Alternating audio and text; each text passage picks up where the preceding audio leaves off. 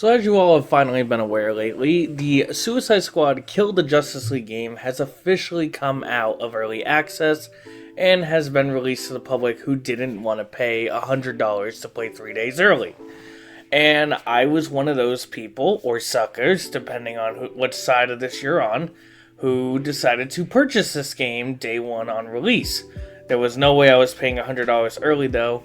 I do wish, however, there was a cheaper option to get those deluxe edition skins, because they actually do look good. Made me even debate spending the money, but no, not doing that. So anyway, this is a quick video on something I'm working on that should be out next week that's a little bigger, but this one solely focuses on Suicide Squad Kill the Justice League, whereas the video for next week will have other games featured in it as well as Suicide Squad. You might have also noticed that I'm just saying the word suicide is because I don't get monetized on YouTube, so I don't gotta worry about that right now. So anyway, let's get into the whole reason of this video. The reason I'm making this is I wanted to show you gameplay, which should be playing right now, of when I first started versus gameplay of me in the end game now. I bought this game and I played it and I beat it over the weekend. Was kind of shocked. I heard it was short, but I didn't expect to actually be done the story in one weekend. Generally, I only have about 18 hours into the game, and yeah, I'm done the story, I want to say, by like the 12-hour mark. So I'm currently in the end game stuff, and I've just been watching and listening to all these videos that are coming out about this game. And you guys will probably not be shocked to see that this game is getting crapped on so hard on YouTube and IGNs and Metacritics and stuff. And I wanted to basically say, this game isn't as bad as we originally thought it was going to be. Now, hear me out. Before you click away on this video and just say opinion invalid, it currently has a very positive on Steam. Take that what you will, but it does. But is this game perfect? Absolutely not. No, the perfect way for me to say what this game is that this game is mid. This is a mid game, in and out. It shouldn't be on anyone's radar to pick up immediately.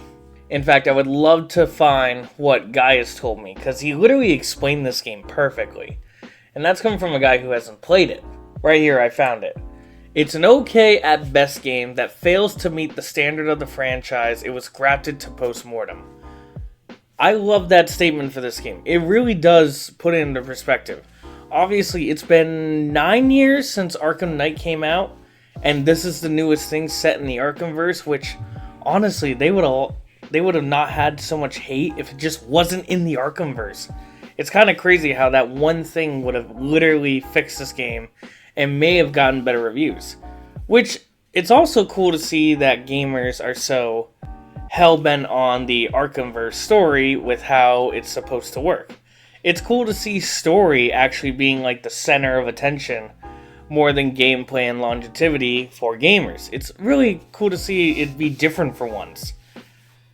Now, I won't go into any spoilers during this, unfortunately, but if you follow this game, you will already know that a majority of the stuff that's in this game has been spoiled because it was huge things that this game was trying to do. This game is called Suicide Squad Kill the Justice League, and everyone's honest reaction when you actually kill the Justice League, like it says in the game, you do kill these people. Straight up. It's really weird, and Superman being one of my favorite DC characters, I was very uncomfortable with the fact that I was able to kill him. I know a lot of people's issues is the late Kevin Conroy's Batman, which is the Arkhamverse Batman, which if you have played Arkham Knight and you did the 240% completion, it is canonically that Batman took out his entire villain roster in 12 hours. We're supposed to believe that a psycho, an assassin, a monster, and an Australian were able to take him on. I know that's a very, very hard pill for people to swallow. Even I can't swallow it. Like, the game does try to explain why this is happening or why you're able to beat them. Are they good reasons? No, not really. Especially when in the end it just ends up being shooting the Flash, shooting Green Lantern, shooting Superman, and shooting Batman. It's just, there should have been more for these boss fights. If it was that easy to just make some kryptonite, put him in a bullet, and bam, Superman's gone, don't you think they would have killed him a lot sooner in comics lately? It just feels very half-assed. And which is a shame, because I don't think the entire story is BS. I don't think this is what some people are claiming, that Rocksteady made this story in like 4 months. First off, you're absurd. I don't believe the story is completely horrible. I don't like that it's Brainiac. I also don't enjoy Brainiac in general, because all the enemies, because it's Brainiac, look the same. And that's not a, oh, these guys are boring, like they should have done better. Brainiac's minions have always looked like these. Or they look like the last alien you fight in the game, which is like the skin they use for him in Injustice? One of the fighting games. But to say that this game is a lazy cash grab or something, the live service part, I can absolutely see that. Like, oh yeah, that's definitely them. But I don't think it's Rocksteady. I don't think it's Rocksteady that's doing this.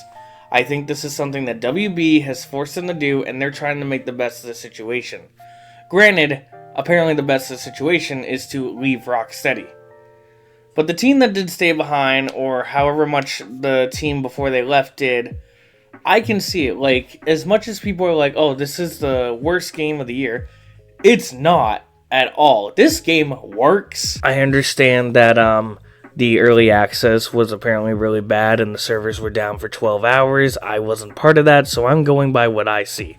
But ever since the game has come out, I've had no issues. I think I've crashed once during the Batman fight, and then as I was AFK doing stuff at home, I lost connection to the servers, but when I got back on, I had no issues. So that goes to what I wanted to talk about. I don't think this game is bad. I genuinely don't. And I definitely don't think it's the worst game of 2024, and stuff like that. I know there's other looter shooters. There's the Division 2, there's all these other crowds. I know people are comparing this against Marvel's Avengers and Gotham Knights, hint for next week. I don't know. I like this game. Is it my favorite game of all time? Absolutely not. And I would definitely say, like I told Morg the week before the game came out, this is a game that's going to fit the niche of only specific people. Someone who likes horde shooters or looter shooters. Now, I'm more in the horde shooter type of aspect. Looter shooters I don't really care for because most of the time the gear all looks the same, or it doesn't change the way you look enough to make me want to care. This game is in that process. Like, yeah, you get different weapons that all look different, but they all pretty much function the same. And there's not a lot of cosmetics in this game. I'm actually very disappointed by that. And the store currently only has one additional outfit for sale with a bunch of colors and stuff like that. But that's it. And I'm really shocked. I know this is the beginning of the game, but you have to remember this game has been in development for 10 years.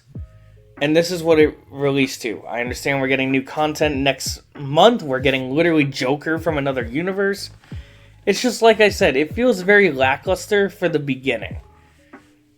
Like, comparing it to, like, the Division 2, which had a lot more content in the beginning. And anything that they released after was literally just bonus. Like, hey, you want this? Take it. If you don't, you still got a game where it takes like 40 hours to get through the story. But to say that this game is the worst game that's ever come out in the world is so far from the truth. I get it. People are not happy with what happened with Kevin Conroy. And people like me, a Superman fan, are not happy with how you beat Superman, how you kill Superman. I get it. Like I said, they do try to explain it. They're flawed explanations, but they do explain it. And as much as they're flawed, if it went into action, it could technically work, and that's what this game is. It's hey, they got lucky and they were able to shoot kryptonite into Superman. But yeah, I just wanted to give some opinions on Gotham Knights. Like I said, I don't think it's the worst thing on earth. I think you should buy this only if you like horde shooters or looter shooters. It's the only reason I would say to buy it. Traversal is great. The missions are not, because it's like the 3 same missions. I just got to the end game phase and I'm starting to see that. Yeah, it's like 3 different missions and that's it. And I'm like, whew, That's bad. That's worse than Marvel's Avengers. So I'm really hoping that we're getting the next season of content in March. I'm really hoping these are big and that these come out fast. Like, I hope they don't release Joker and all his content and then we wait like 3 months before we get the next person.